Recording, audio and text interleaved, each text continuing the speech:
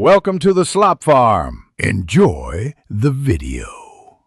You begin by confirming device OS and app versions because versions change where controls live.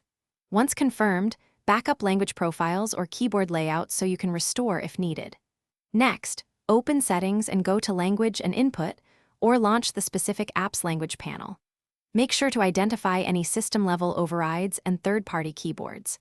This sets you up to remove Auto English without losing customizations. Once done, proceed to disable the automation controls described next. You now disable the automation controls that force English. First, toggle off Auto Detect Language, Auto Translate, or similar switches. This stops automatic switching.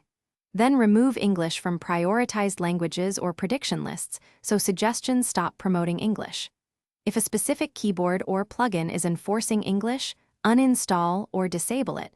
Make sure to clear its cache or data to prevent residual behavior. Once these middle steps are complete, validate by typing in another language and watching for links. You finish by rebooting the device or restarting the app to ensure changes apply system-wide. Then test typing, voice input, and spell check across frequently used apps to confirm Auto English is gone. If you still see English suggestions, clear the keyboard cache, reset language settings, or recreate the input profile. This often resolves residual behavior.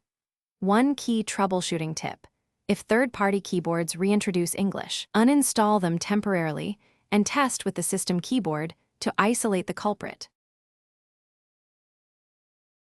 Thanks for watching.